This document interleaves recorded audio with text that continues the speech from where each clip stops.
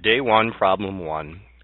This has two parts to it. Part A, rewrite the number into standard form.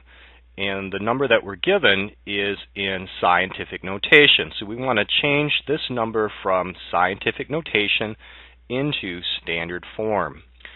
So to do that, I'm going to write the number down, 2.158 times 10 to the 5th power, and make use of the exponent on the 10 to manipulate this decimal point. Multiplying by 10 creates a number that's larger by moving the decimal point one position to the right. Multiplying by a second 10 would move the number one more position to the right, and so on. Now, in total, I need to move the decimal point 5 units to the right. So, starting right here, I'm going to count 5 units to the right. 1, 2, 3, 4, I'm going to have to fill this one in with a 0, and 5, and fill this one in with a 0 as well. That is going to create the number 2.158, and then these two extra zeros as placeholders, 0, 0, and the decimal point is on the end.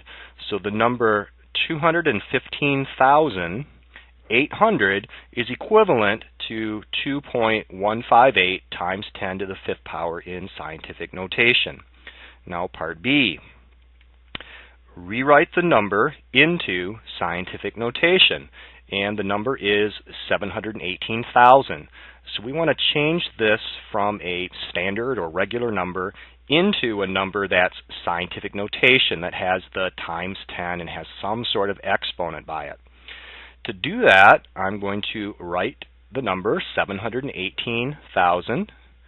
The decimal point is at the end, and move that decimal point so that there is only one digit, in this case the 7, to the left of that decimal point instead of there being several numbers to the left of that decimal point.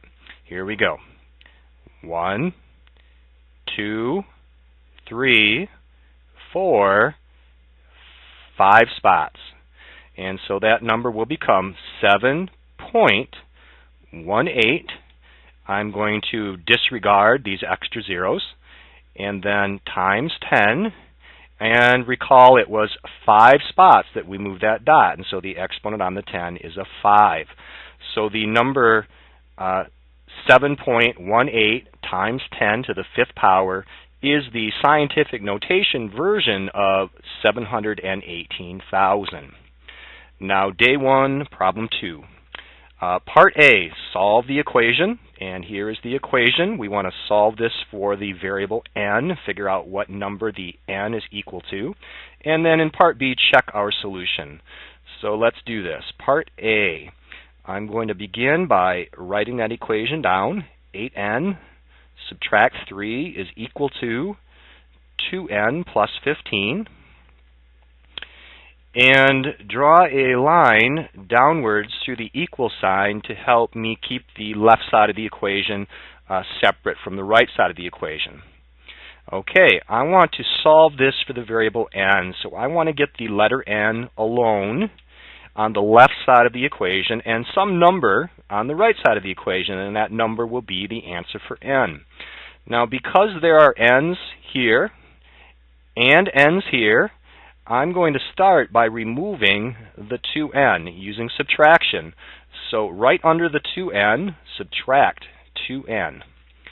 And the same on the left side of the equation. Subtract 2n. 8n subtract 2n is 6n. The minus 3 I'm going to bring downwards is equal to 2n subtract 2n makes 0n, or just 0. There's a 0 in this position. And that positive 15 I'm going to bring straight down. And so at this point in time, I've taken this more complicated equation and made it simpler looking. We now have 6n subtract 3 is equal to 15. Again, we're trying to get the letter n alone. Here is the n term, 6n. And next to that n term, there is a subtract 3. Let's remove that. So underneath the subtract 3, I'm going to write add 3. And the same on the other side of the equation, add 3. The 6n will come straight down. Negative 3 plus 3 makes 0. There is a 0 in this position. Is equal to 15 plus 3 is 18. And so our equation is simpler yet. We now have 6n is equal to 18. One more step and we will have the letter n alone. So because this says 6 times n, we can remove the 6 using division. Division is the opposite operation of multiplication. So underneath, divide 6, and on the right side, divide 6. 6 divided by 6 makes 1n is equal to 18 divided by 6 is 3. And 1n is the same thing as just an n, and so we have n is equal to 3. Now, this is the answer that we think is correct for the letter n. We think that if we put a 3 for this n and a 3 for this n and worked out this expression and this expression, that they would in fact end up being equal to each other. So in part B, let's find out whether that's true. Okay, so I'm going to start by taking the original equation. And in place of the letter n, this n, and this n over here, I'm going to fill in 3, which I think is the value of n. So 8 times 3 minus 3 is equal to, and now 2 times, remember we're going to put a 3 for that n, so 2 times 3, and then on the end there's a plus 15, so plus 15. Let's see, does this expression that is to the left side of the equals truly equal this expression that's to the right side? And if it does, then the value 3 is the correct value to put in these positions. If they're not equal, then the number 3 was not the right value to use for n. 8 times 3 is 24, and here's the minus 3, is equal.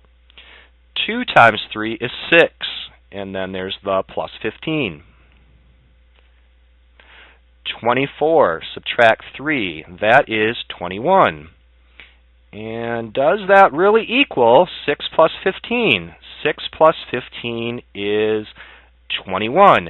And yes, they are equal, so this problem checks. N is equal to 3 is the correct answer to this original equation.